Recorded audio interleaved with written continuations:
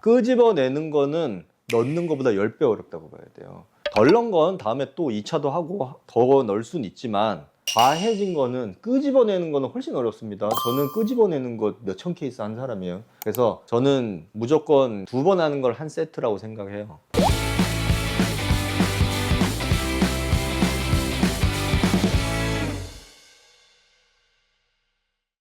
안녕하세요. 닥터CL 이승윤 원장입니다. 안녕하세요. 최민희 원장입니다. 원장님 딱 보면 이 사람 무조건 지방이식 해야 된다 하는 감이 오신다면서요. 보면 알죠. 지방이식, 저분은 좀 필요하겠구나, 필요하지 않겠구나. 딱 진료실 문 열고 들어오면 대충 여기 이렇게 딱. 각이 나와요? 근데 뭐 필요 없는 분들도 원해서 오시는 경우도 많고, 필요한데도 하기 싫어하는 분들도 많고, 하려고 하시는 이유도 가지각색이고, 뭐 얼굴살이 너무 빠져가지고 안티에이징 목적으로 하시는 분들도 있고, 단순히 예뻐 보이려고 하시는 분도 있고, 다른 병원에서 뭘 시술을 했는데 폐여가지고 뭐 약간 복구 목적으로 하시려는 분들도 있고, 이제 원인이 다양하죠. 그러면 원장님이 보시기에 무조건 지방이식을 해야 되는 얼굴은 뭔가요? 하면 좋은 얼굴은 골격이 도드라져 보여서 나이 들어 보이고 수척해 보이고 병약해 보이고 그런 부위가 이제 몇 군데 있습니다. 첫째, 관자가 막 꺼지기 시작하면 이제 눈썹뼈가 다 보이거든요. 골격이 어떻게 생겼는지 다 보여, 겉으로. 그 다음에 요 눈썹뼈 위에가 일자로 쭉 꺼지기 시작하는 거예요. 그 다음에 팔자부터 시작해가지고 여기가 이제 꺼져서 입 옆에 앞볼부터 해서 옆볼까지 여기가 쑥 꺼져. 약간 해골처럼. 그 다음에 인디안 밴드가 여기가 인디안 밴드가 꺼지면은 꺼진 것만 문제가 아니고 처져 보여요, 이렇게. 그런 거를 이제 지방이식으로 채울 수가 있는 거죠. 근데 지방이식이라는 게 생착률 뭐 요거에 따라서 100%가 들어갈 수도 있고 아닐 수도 있잖아요. 생착은 이것도 할 말 많아. 교과서에 보면은 생착이 잘 되는 경우가 있어요. 나는 그 사람한테 몇 케이스 해봤어요? 내가 물어보고. 저처럼 진짜 많이 해보면은 뭐라 그러는지 알아요? 원장님, 어느 경우가 생착 잘 돼? 저도 해봐야 돼요. 왜냐면 그게 맞아. 다 달라, 사람마다. 옛날에는 저도 초보 시절에는 이분 잘 될 것 같은데? 근데 안 되는 경우도 있고요. 이분은 안 될 것 같은데? 근데 잘 되는 분도 있고요. 그리고 교과서적으로 흡연은 생착률 제로예요, 제로. 근데 또 희한하게 흡연하는데도 생착되는 경우도 있고. 그런데 그건 있어요. 생착 잘 되게 하려면은 하고 나서 막 계속 굶고 그러면 아무래도 영양 공급이 안 되니까 생착 덜 되고, 흡연은 원칙적으로는 굉장히 안 좋아요. 아니, 왜 꽃을 딱 심었는데 거기다가 물도 주고 비료도 주고 해야 자라지. 독극물을 붓고 담배, 술 많이 먹고 안 되잖아요.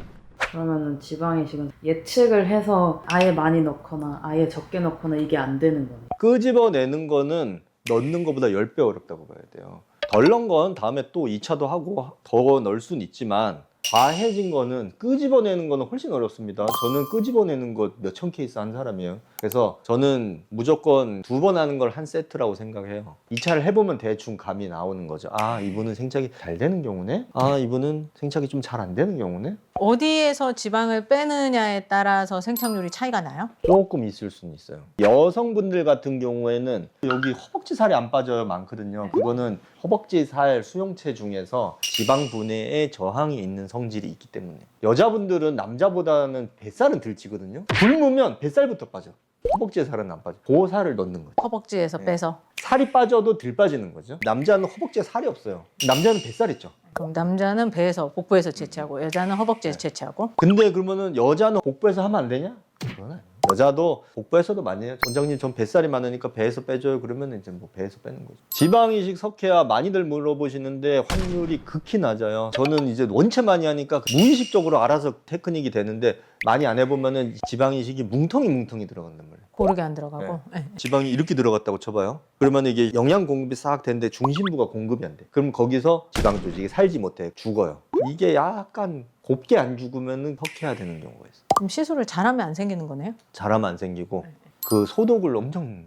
소독을 네, 잘하고. 소독. 이 원장님 엄청나게 소독을 하시잖아요. 왜냐면은 그거 진짜 똑바로 해야 돼. 의사가 할 때 항상 신경을 쓰냐 안 쓰냐가 이게 되게 중요해.